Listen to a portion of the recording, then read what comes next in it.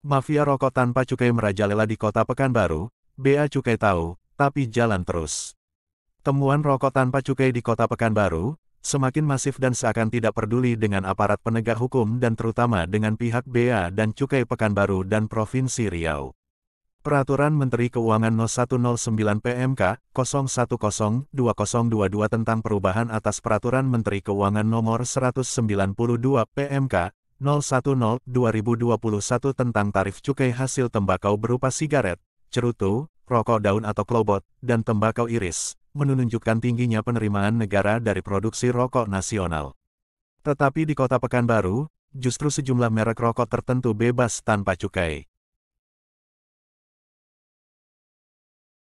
Peredaran rokok tanpa cukai dengan merek Lufman, dan diproduksi berasal dari kawasan bebas di Kota Batam Kepulauan Riau itu, sebagaimana tertulis jelas di sisi bungkus rokok itu, terkesan tidak peduli dengan peraturan perundang-undangan yang ada. Dan bahkan menurut Ketua Harian Lembaga Pengasahan Kebijakan Pemerintah dan Keadilan LPKPK Komisi Daerah Riau, Ferry Sibarani, SH, mengatakan, atas informasi yang tertulis di bungkus rokok dengan sangat jelas itu, adalah seakan menghina negara, atau tepatnya menghina para aparat terkait. Negara ini memang sudah lama dikendalikan oleh para pengusaha bermodal besar, atau kerap disebut mafia. Soal adanya rokok tanpa pita cukai di Kota Pekanbaru beredar di mana-mana, itu bukan rahasia lagi, tapi sudah dianggap legal, karena kenyataannya ada di mana-mana, bahkan di warung rokok depan atau samping kantor Bea Cukai atau kepolisian pun itu ada, sebut Ferry Sibarani, menjawab pertanyaan wartawan. Diketahui maraknya peredaran rokok ilegal di Kota Pekanbaru Riau, mendapat sorotan dari sejumlah elemen masyarakat. Kali ini, datang dari Lembaga Pengasahan Kebijakan Pemerintah dan Keadilan LPKPK, melalui Ketua Harian, Ferry Sibarani. Menurutnya, setiap hari peredaran rokok ilegal di Kota Pekanbaru semakin masif. Hal itu juga dibuktikan dengan mudahnya awak media menemukan sejumlah warung, kedai yang menjual rokok ilegal tanpa pita cukai di semua warung di Kota Pekanbaru. Untuk penyajian berita yang berimbang, dan sesuai kode etik dalam jurnalistik, awak media ini berusaha mendapatkan tanggapan dari Kepala Bea Cukai Pekanbaru.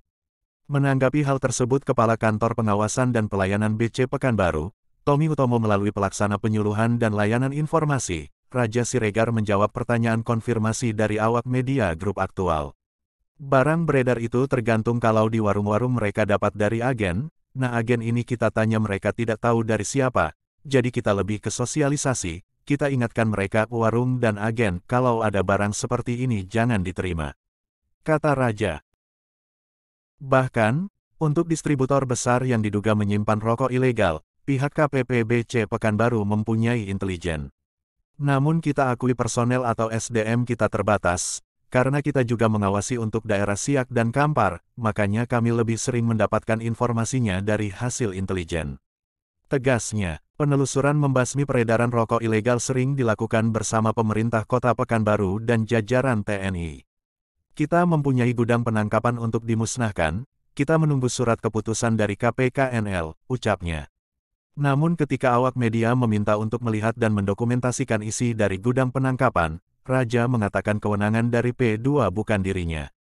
Kita memeriksa keluar masuk kapal dalam kegiatan ekspor dan impor, jika hanya di dalam lokal antar pulau itu bukan kewenangan kita, apalagi melalui jalur darat sangat luas, tambahnya. Raja meminta dukungan dari semua masyarakat untuk turut berpartisipasi dalam memberantas peredaran rokok ilegal. Kita selalu buat postingan, kalau rokok ilegal itu seperti apa sih, menggelar operasi pasar yang menyasar ke warung-warung, ucapnya. Rokok itu disimpan secara sembunyi, kita berwenang untuk mengecek gudang mereka. Biasanya banyak dari mereka menyembunyikan di bawah meja, ada lagi toko kecil karena mereka tidak tahu itu rokok ilegal jadi tetap dipajang. Jelasnya, sementara itu, menurut Raja, sosialisasi sudah dilakukan cukup gencar mulai dari media sosial, operasi pasar, talk show hanya dirasakan informasi tersebut tidak menyeluruh sampai kepada semua masyarakat dan memang sebagian masyarakat juga ada yang tidak peduli. Modus pengiriman dan penyelundupan rokok-rokok ilegal semakin marak, melalui jasa-jasa ekspedisi antar lokal bukannya melalui ekspor-impor. Untuk pengawasan, Diketahui bibir pantai sepanjang wilayah hukum KPPBC Pekanbaru luas, dugaan barang-barang ilegal tidak melalui pelabuhan resmi. Ferry Sibarani kemudian menambahkan bahwa apa yang disampaikan oleh petugas Bea Cukai Pekanbaru tersebut juga bukan hal baru, melainkan termasuk jawaban yang sudah sangat klasik. Atau dengan kata lain, para petugas Bea Cukai Pekanbaru itu diduga sudah punya kepentingan bersama-sama dengan para mafia rokok ilegal di Riau. Sudahlah, kantor Bea Cukai Pekanbaru, kalau memang tidak sanggup menangkap mafia rokok ilegal Riau ini, mundur aja jadi kepala Bea Cukai, mungkin masih banyak orang yang berani dan mampu. Masyarakat hanya dibuat tertawa dengan jawaban itu, ujar Ferry.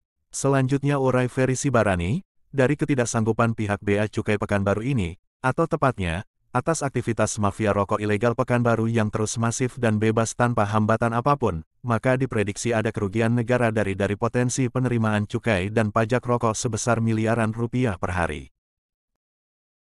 Sederhana saja kita menghitungnya. Pertama, jumlah peminat rokok Lufman sekota Pekanbaru ada berapa ribu orang. Kali berapa bungkus per hari. Sementara, tarif cukai rokok itu dihitung berdasarkan golongan. Golongan yang paling rendah berkisar Rp985 per batang rokok. Jika satu bungkus ada 12 batang, maka minimal Rp9.000 dari setiap bungkusnya lenyap, belum lagi pajak daerah dan retribusi sebesar 10% dari besaran cukai, dan sudah berapa puluh tahun berjalan seperti ini. Siapa yang diuntungkan, maka dia juga bisa dijerat dengan UU Tipikor, karena mencuri atau menggelapkan potensi penerimaan negara, pungkas Ferry. Penulis, Ishak N., aktualdetik.com, TV Riau Bangkit.